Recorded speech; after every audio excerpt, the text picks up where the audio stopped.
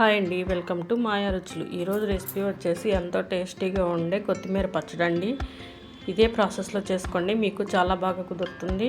చాలా టేస్టీగా, చాలా కమ్మగా ఉంటుందండి. దీనికి పోపు కూడా అవసరం లేదండి. ఈ పచ్చడికి వేడి వేడి అన్నంలో కనుక వేసుకొని తిన్నారంటే చాలా కమ్మగా ఉంటుంది. అసలు రుచి చాలా బాగుంటుందండి. ఈ కొత్తిమీర పచ్చడి ఎలా ప్రిపేర్ చేసుకోవాలో ఇప్పుడు వీడియోలోకి వెళ్ళిపోదాం. ముందుగా పెద్ద సైజు కొత్తిమీర కట్ట ఒకటి తీసుకున్నానండి. ఇది నాటు కొత్తిమీర అండి, ఇక్కడ పొలాల్లో పండింది. బాగా పెద్ద సైజు తీసుకున్నాను. ఇది మగ్గించుకుంటే ఎంతో అవదండి. కొత్తిమీరని శుభ్రం చేసుకొని విడివిడిగా తీసుకొని కట్ చేసుకోవాలి.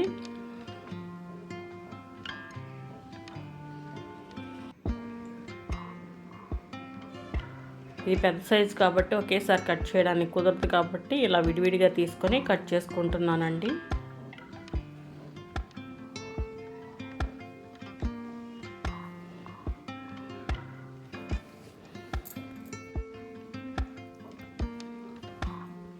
ఇలా కట్ చేసుకొని ఒక ప్లేట్లోకి తీసేసుకోవాలి. కొత్తిమీర అంతా ఇలా కట్ చేసుకోవాలండి. కట్ చేసుకొని మొత్తం ప్లేట్లో పెట్టి తీసేసుకోవాలి.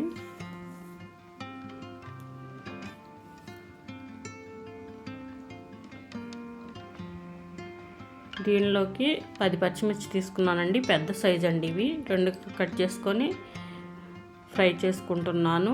దీనిలోకి 1 టేబుల్ స్పూన్ ఆయిల్ వేసుకొని ఇలా ఫ్రై చేసుకోవాలి.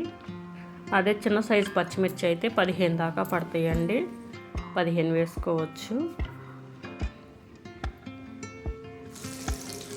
ఇప్పుడు ఒక గిన్నె తీసుకొని దీనిలోకి చిన్న నిమ్మకాయ సైజు అంత చింతపండు తీసుకొని వేడి నీళ్ళు పోసుకొని నానబెట్టుకోవాలండి.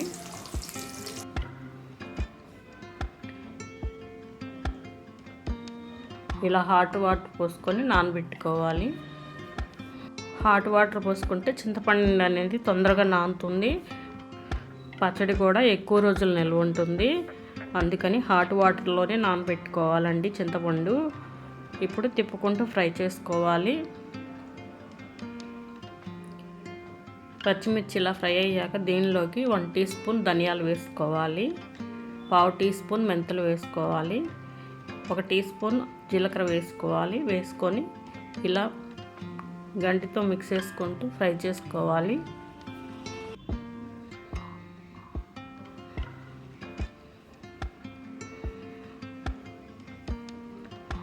ఇలా ఫ్రై అయ్యాక ఒక ప్లేట్లోకి తీసేసుకుందామండి.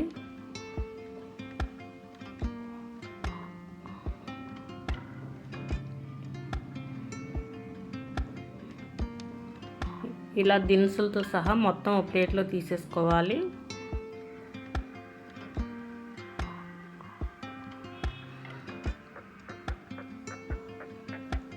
ఇలా తీసుకున్నాక అదే కళాయిలో 1 టేబుల్ స్పూన్ ఆయిల్ వేసుకోవాలి. ఆయిల్ హీట్ అయ్యాక కట్ చేసుకున్న కొత్తిమీర వేసుకోవాలండి.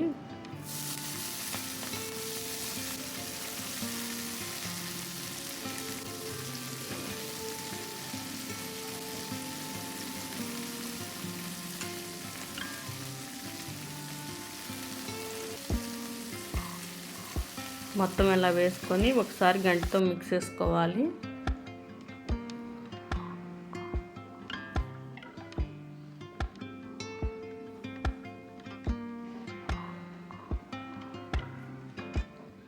ఇలా ఒకసారి మిక్స్ చేసుకొని మూత పెట్టుకొని మగ్గించుకోవాలండి.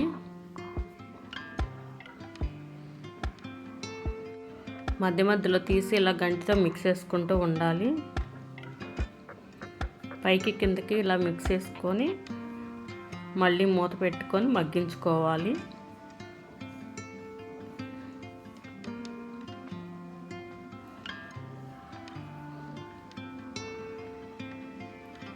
ఇలా మూత పెట్టుకొని 2 నిమిషాల తర్వాత మళ్ళీ మూత తీసి గంటితో మిక్స్ చేసుకోవాలండి.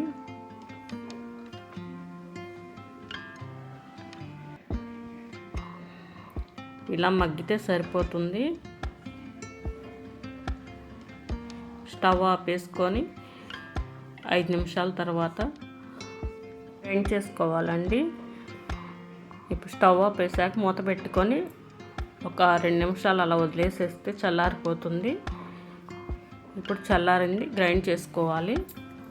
ముందుగా మిక్సీ జార్లోకి ఫ్రై చేసి పెట్టుకున్న పచ్చిమిర్చి వేసుకొని ముందుగా గ్రైండ్ చేసుకోవాలండి. దీనిలోకి నానబెట్టుకున్న చింతపండు వేసుకోవాలి. 2 టీ స్పూన్లు ఉప్పు వేసుకోవాలండి. 5-6 వెల్లుల్లి రెబ్బలు వేసుకోవాలి. వేసుకొని ఇలా గ్రైండ్ చేసుకోవాలి. ఇలా గ్రైండ్ చేసుకున్నాక ఇప్పుడు మగ్గించుకున్న కొత్తిమీర వేసుకోవాలి.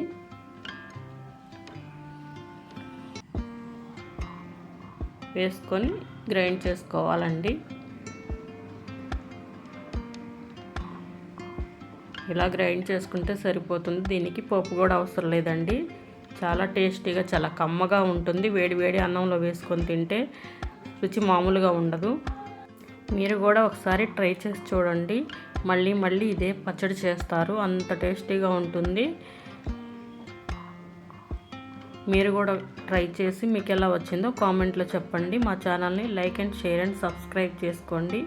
మీ ఫ్రెండ్స్కి మీ ఫ్యామిలీ మెంబర్స్కి షేర్ చేయండి.